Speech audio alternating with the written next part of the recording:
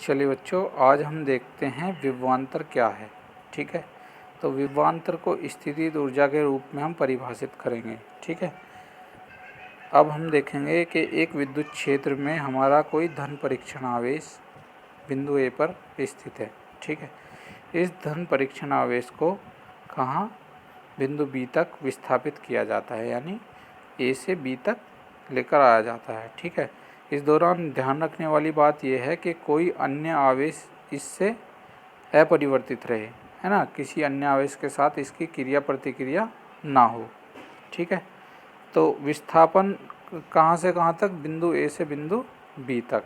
ठीक है, तो ये जो परिवर्तन होगा ये स्थितिज ऊर्जा में परिवर्तन के बराबर होगा।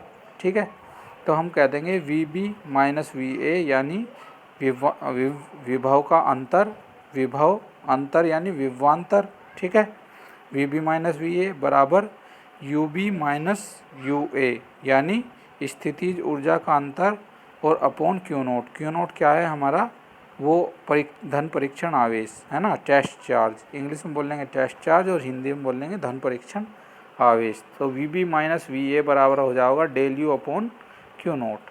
ठीक है, तो इससे परिभाषा आ गई हमारी। परिभाषा क्या कि ए तथा बी अर्थात दो बिंदुओं के मध्य विभवांतर उस कार्य के बराबर है जो एकांक आवेश को निम्न विभव बिंदु से उच्च विभव बिंदु तक ले जाने में करना पड़ता है ना। तो स्थितिज ऊर्जा परिवर्तन यानी कार्य के बराबर हो गया हमारा। ठीक है, स्थितिज ऊर्जा कार्य के बराबर होगी, समझ में आया।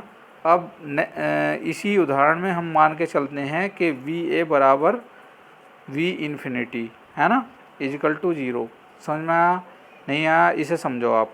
ये कह रहा है कि जो हमारा ए पॉइंट है उस पर विभव कितना है हमारा, 0 है। ठीक है, ए पॉइंट पर विभव 0 है, या ए पॉइंट अनंत पर स्थित है, तो अनंत पर हम विभव मानकर चलते हैं 0। ठीक है बच्चों, इसकी कोई फिजिक्स में डेफिनेशन नहीं है, ये एक तरीके से हमारा हाइपोथेसिस पे आधारित है ना, परिकल्पनाओं पे आधारित है।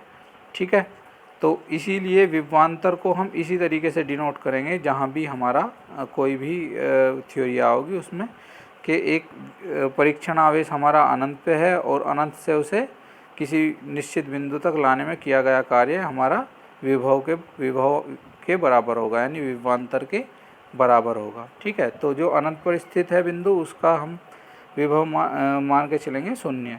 ठीक है।